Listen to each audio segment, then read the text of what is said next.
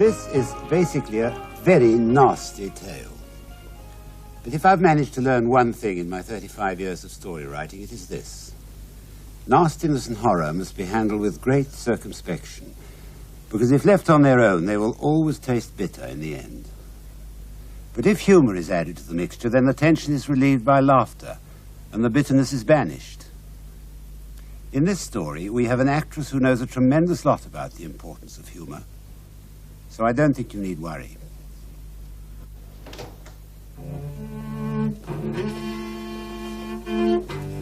Come along now, Mrs. Palm. It's for the best. Happy release. Would you like to come into Sister's office? That's right. Quietly now, dear.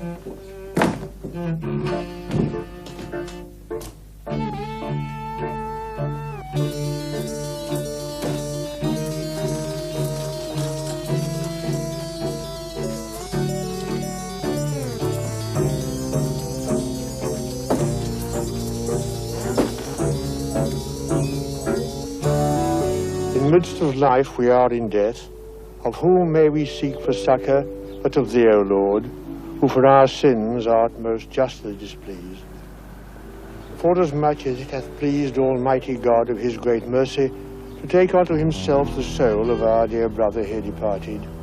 Mary. My dear. Hello, Arthur. I'm sorry, you'll have to forgive me. Oh, I understand. It's nice to see you again, Arthur. It's very nice to see you too, Mary. I wish it could have been under happier circumstances. You mean William didn't leave me very much? It's a joke, Arthur. Just a little joke. Oh, yes. Yes, of course. Won't you sit down? Yes. Yes, of course. Well, life goes on. Yes. Yes, of course. Poor William. I've been his lawyer and his friend for almost a quarter of a century. Great loss, both to you and to the university. The university? Yes. Well, all that was in the obituary notices. I'm sure you must have felt extremely gratified. The greatest academic brain of his day. Academic? Yes. Well, it's all fairly straightforward. But I'm afraid you're quite right, my dear. William didn't leave a great deal. This house and about £3,000. I see. I'll just have to go on living in the style to which I have been accustomed. That's another joke, Arthur. Oh, yes, yes. There is something else. A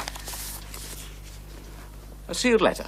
It's addressed to you, but I am instructed to open it and to read it aloud in your presence. I expected something to do with the college. Some wives compete with other women, Arthur. I had to compete with the university. Ah. Well, yes. To be read to my widow, Mary Llewellyn Pearl, by my lawyer, Arthur Baxter, exactly 1 week after my death. I hereby instruct my widow, Mary Llewellyn Pearl, to telephone Dr. John Landy and to make an appointment to see the said doctor. This is to be executed in Mr. Baxter's presence. Dr. John Landy, he works at the hospital where William died, doesn't he, I think? Do you know him? No, I don't. He's some kind of neurosurgeon. Rather distinguished. Not very odd. And Mr. Baxter is further charged with making certain that my widow keeps the appointment. Signed, William Pearl. Good gracious me. Why would William want me to see a neurosurgeon, I wonder? I've no idea. Now, this letter was sent to me through the post some 2 or 3 days before William died. I suddenly got a kind of nervous feeling. Sort of shivery. P.S. I also urge my widow to continue to observe those precepts which have guided our life together. Do not drink alcohol. Avoid television at all costs. Do not use makeup. Do not smoke cigarettes. Keep my rose beds and rockery well weeded in the summer. And incidentally, I suggest that you have the telephone disconnected now that I have no further use for it. He really did genuinely care about me, didn't he, Arthur? Well, like the dead man says, in the presence of Mr. Baxter, I have to make a phone call.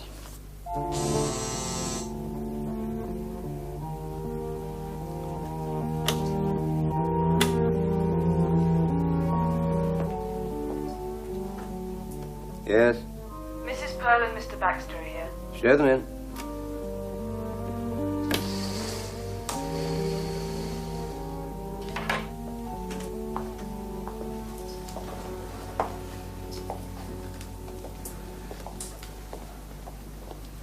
Mrs. Pearl?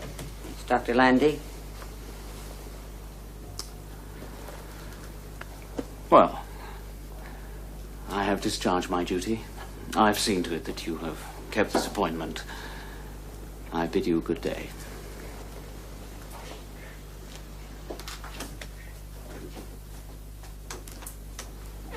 Do sit. Thank you.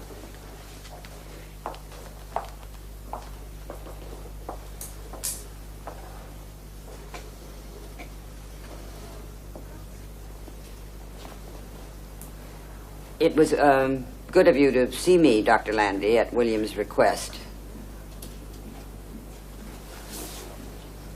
Would you like to tell me why he wanted us to get together? He told you nothing about me. No, well, yes, he may have mentioned your name once or twice. His research into criminal psychopathology brought us into contact. I had developed a new prefrontal lobotomy technique, in certain cases, to remove the abnormal portion of the brain. It was not unsuccessful. Glad to hear that. Did he tell you I'd been to see him about 6 weeks before he died? No, he did not. I admired him enormously. First-class brain. Yes, he was clever, all right. William, I said, you're just the one I want. Want for what? Mrs. Pearl, do you believe in life after death? Dr. Landy, you're making me very I nervous. didn't mean to do that. Yes, well, it's just that, ever since Mr. Baxter read me William's letter, I've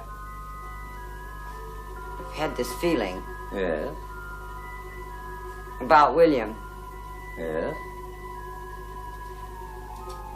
I've had this feeling, you'll probably laugh at me, but I have had this feeling that William is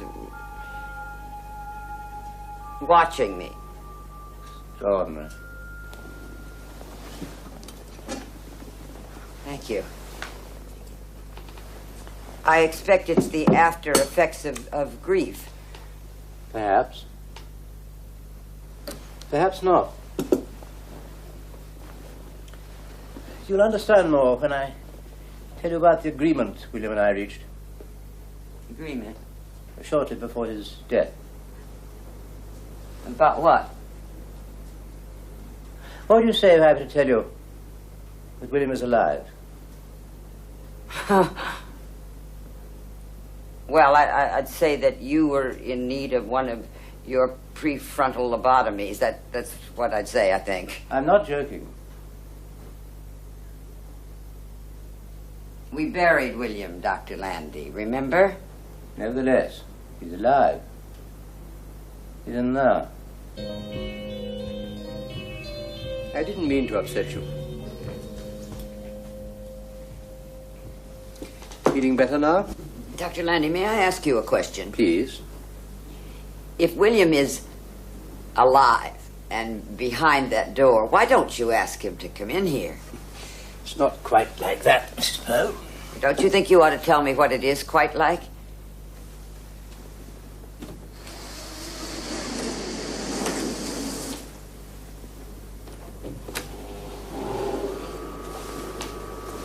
Now, what does that look like to you? I don't know. It's a dog. On a plate. On a plate? Dog's head is on the plate. His name is Igor. He's Russian. The head has been completely severed from the body. Oh, God. But it is alive. As you can see, normal blood supply is being maintained from an artificial heart. The brain is functioning. Now, as you can see, food is being offered. The dog's tongue comes out to lick it away. Wait a minute. Wait a minute. What in Not God? so fast, Mrs. What in God's... I put it to William. I said, if it is possible for a dog's brain to remain alive, why should the experiment not be perfected upon a human being? Oh, my God. You've got William's head in there. I put it to William. I said what I need is a guinea pig. A human guinea pig, of course. And he agreed. What? He did? Yes, he agreed. Don't believe you. I don't believe you. William would never have agreed to anything, so he was much too... Cautious. And I put it to him exactly how I would proceed. First, I would have to enlist the aid of an artificial heart. Second, I would have to step in at the right moment, just before death, and remove the brain from the skull. Because the object, you see, was to keep the brain alive. But William is dead. How can his brain be alive? It was rather tricky. We only had 3 minutes to complete the transfer of blood supply to the brain. That's all we had, just 3 minutes. God, what about the pain when you started? William asked me that question, so I agreed to give him a shot of procaine, just in case. You gave a dead body an anesthetic? No. At that moment, the body was not yet dead. So William insisted. Well, I won't go into the vast amount of technical problems we had to overcome, but suffice it to say that the experiment was a complete and unqualified success. But I don't understand. What is the point of just having a brain? Because it continues to function. It continues to function? He got it hooked up to an encephalograph. The slightest response is recorded. Now, I have transferred it to a basin containing what we know as Ringer's solution. It's used for irrigation in neurosurgery. The stubs, the arteries and the veins are connected to the heart machine, and all its thinking processes are working beautifully. You mean to tell me that this brain, I mean, William can talk? I knew I'd forgotten something. I hadn't told you about the eye. The eye? Yes. We kept one of the optic nerves intact, together with the eye. William wanted an ear as well, but that wouldn't have been practicable.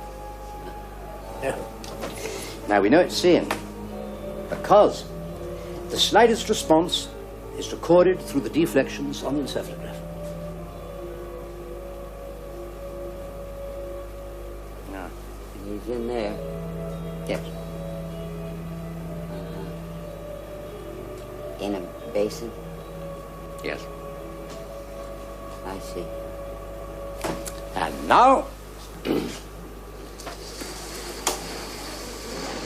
I want you to go in and talk to it. No, Doctor. We want to do all we can to keep it happy. What do you mean, it? You mean him, don't you? Keep him happy. I beg your pardon, of course. Yes, it would do it. Him good to see you. You could smile at him, blow him a kiss, that sort of thing. God. Look, you mustn't be too surprised by what he looks like.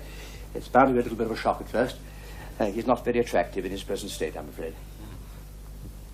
I didn't marry him for his looks, Dr. Landry. Good. Well, then. All right. This way, then. Look, he won't be able to see you when you come into the room until you put your face directly above his eye. The eye is always open, but he can't move it, so the field of vision is narrow. It always was. Come along, then.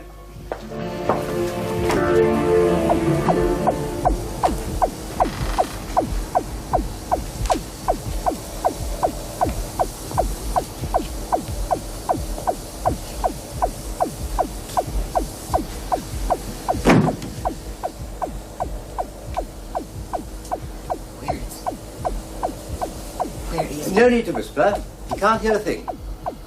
All right. Move a little closer.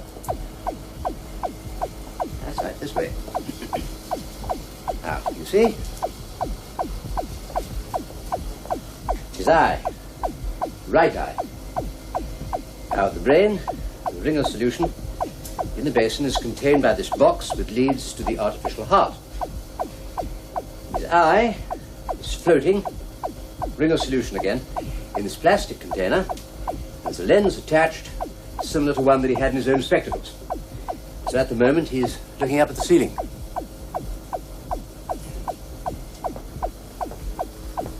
Not much to look at it. Oh, don't worry about that.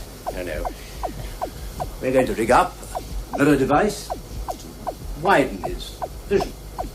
We're working out an entire program to keep him amused, books to read, television.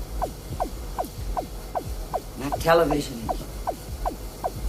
He disapproved. I mean, he disapproves of television. I'm most grateful for the information. Don't want to upset him, do we? No. Now, should we come quite close?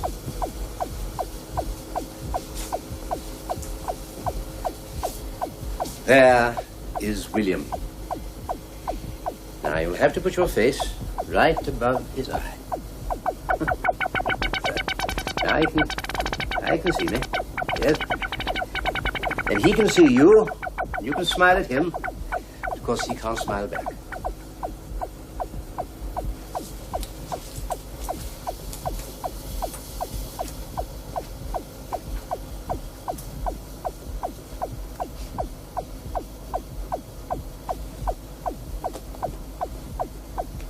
Hello, William.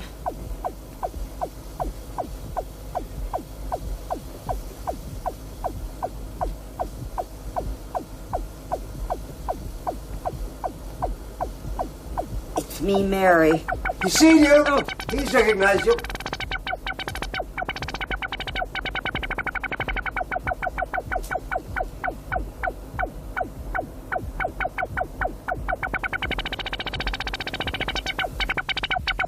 You looking well? He can't hear a word you're saying. Oh. But he can see me. Perfect. Yeah.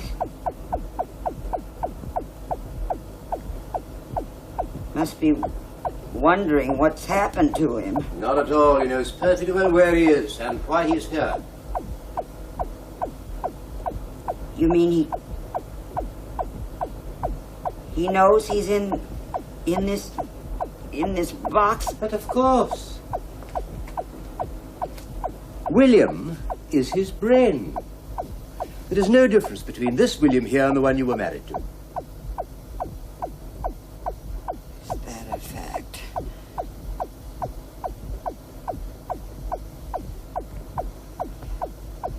Quiet now, isn't he? Naturally he's quiet. Odd, William, quiet. It's not like him. Not like him at all. You'll get used to it. I don't know. Funny feeling. That eye. Still watching me after 22 years. Exactly.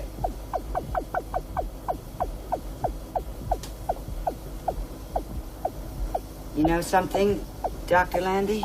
Oh. I'm beginning to feel an affection for William. I mean, an enormous affection for William, like this. Now, does that sound strange to you? Not at all. I'm delighted to hear it. He's like a baby, isn't he? He's just like a little baby. We never had any children, Dr. Landy. William didn't like children.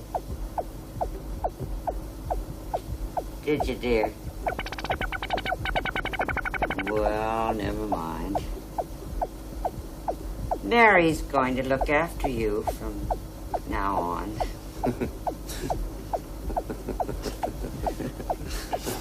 When can I take him home, Dr. Landy? I beg your pardon? I said, when can I take him home? To my home, to our home. Oh, he couldn't possibly be moved. I don't see why not. This is an experiment, Mrs. Bell. One man's experiment is another woman's husband, Dr. Landy. You're joking. No, I'm not joking. But this entire equipment. I have plenty of room in my house for all this equipment. I couldn't possibly permit it.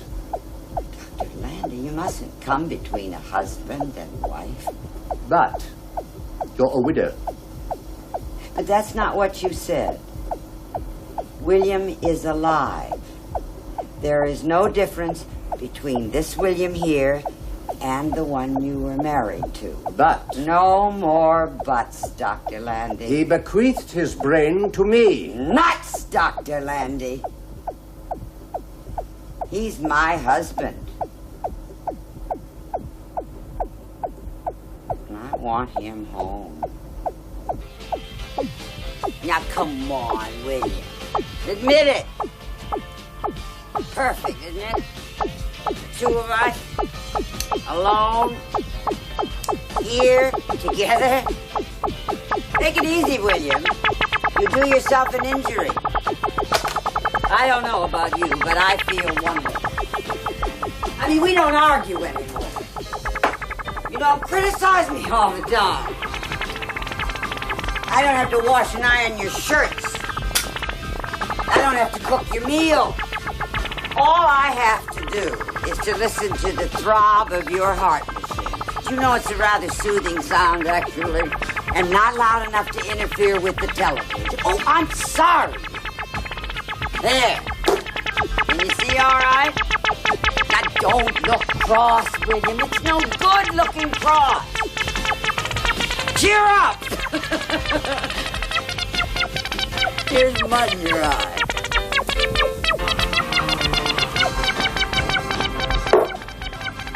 I just have to say, William, it's heaven having you home. Now, it's like they say, life goes on. And on. And on.